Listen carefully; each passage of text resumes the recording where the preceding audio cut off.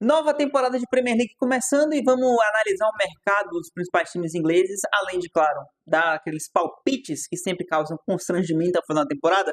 Vamos começando com dois times que eu considero que não vão figurar entre o top 6 da Premier League, por mais polêmico ou não que possa parecer, Tottenham e United. Mudanças de cada lado, do lado do Tottenham, um novo treinador, o Thomas Frank, que inclusive eu acho um bom treinador, muito promissor, mas não para um resultado imediato, além do mais, com a pouca movimentação até então no mercado. De grande contratação, só o Mohamed Kudus, que cá entre nós nem é uma contratação de extremo peso, apesar do valor caro de 64 milhões de euros, mas pouco para o que o Tottenham precisava a nível de compor elenco, junto com o João Palhinha, que também chega para posição de volante, inclusive pode ter sido um achado para esse Tottenham.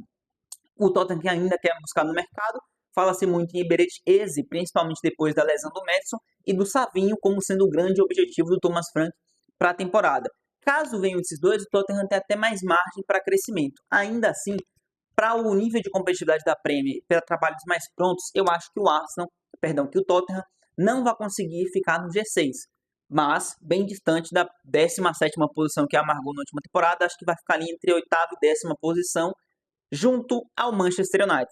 Um time que investiu pesado no mercado e um investimento que pode ter um valor mais do que era necessário ser gasto nesses jogadores.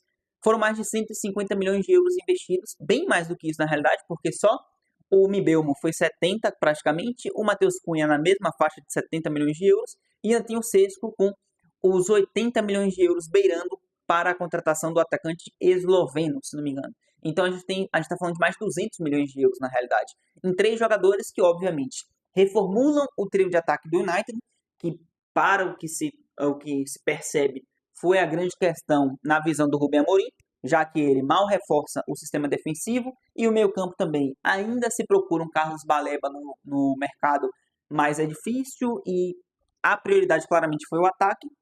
Então, para o treinador, o problema maior era esse. Então, ele vai querer jogar uma Premier League ainda com aquela defesa com três zagueiros, Delite, Horror, Lisandro Martinez, caso estejam saudáveis, com o Maguire sendo a principal opção junto ao Aiden Heaven. O meio campo, aquela mesma coisa, com Casemiro, Bruno Fernandes, Mainu. Nas alas, Dalot e Dorgu, o que eu acho bem pouco. E para o ataque, a grande esperança. Claro, Matheus Cunha e Mbeumo já adaptados ao futebol da Premier League e fazendo boas temporadas, mas nunca jogaram em clube de elite. E o Sesco como uma grande aposta, mas é um cara que já dava resultados interessantes na Bundesliga.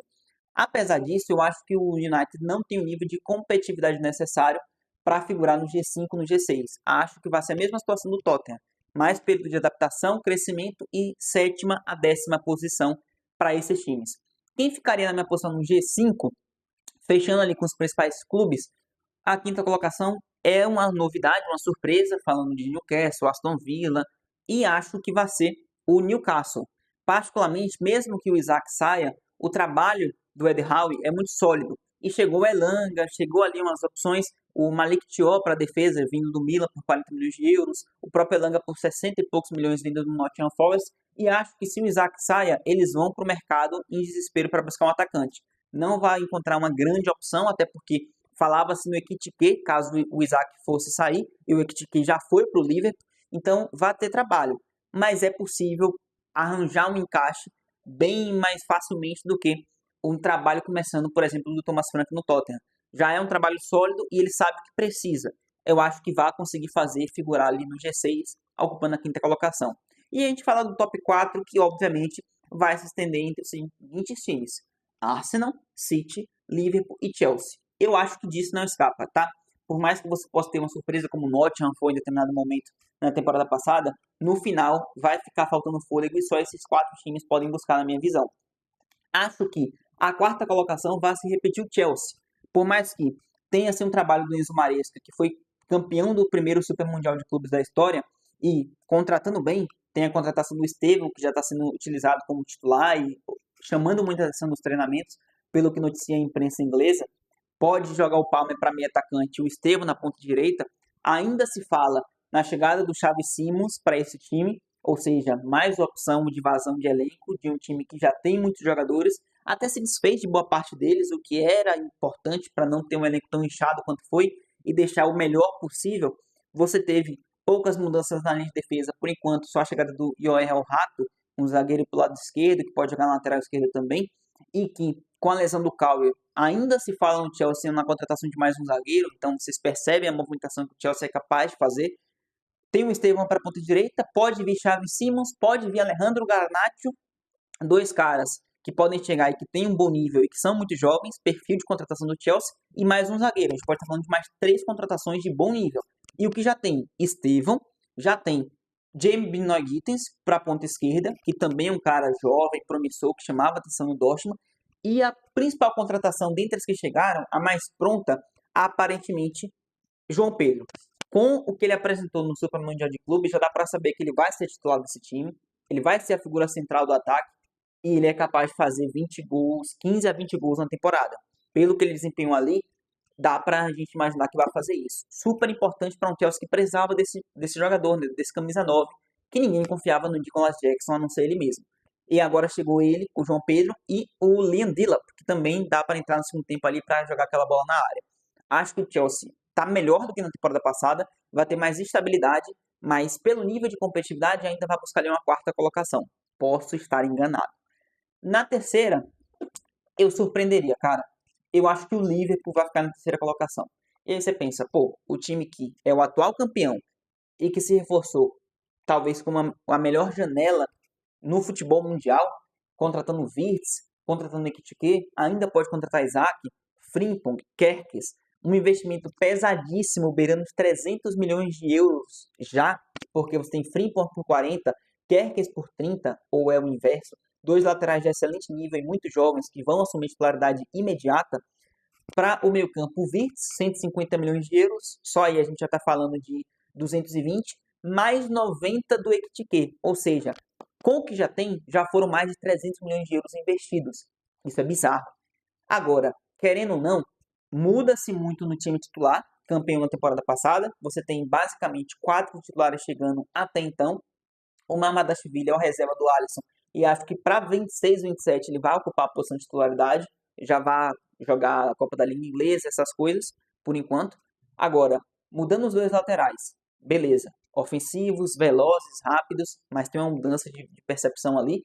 Mudando o meio campo com o Wirtz, puxando o Slobozai mais para a linha de meio campo em si, fazendo esse meio campo com o McAllister, eu acho que perde em solidez defensiva, apesar de em controle de jogo você ser capaz de dominar isso, se defender com a posse, é arriscado. Eu acho que o Liverpool vai ter uma defesa, um sistema defensivo mais vazado do que na temporada passada, e isso vai prejudicar buscando pontos na Premier League. E o ataque, tudo indica que Salah, Ekitike e Isaac, eu não sei como vai se suceder. Se o Isaac vai para a ponta esquerda, se o Ekitike vai para a ponta esquerda, ou se o Ekitike vai ser o reserva do Isaac, caso ele chegue. O fato é que o Isaac é uma excelente contratação e mais 160 milhões de euros para a conta. Absurda a janela. Mas o fato é um time muito forte, muito competitivo, mas eu acho que o sistema defensivo vai sofrer mais danos do que na temporada passada e por isso colocaria na terceira colocação. Na segunda, vice-campeão, Manchester City. Acho que o City está passando por um processo de reformulação. Por que eu coloco na segunda posição? Porque o Guardiola é muito competitivo em nível de pontos corridos. Ele sabe como jogar isso. Ele sabe como proceder.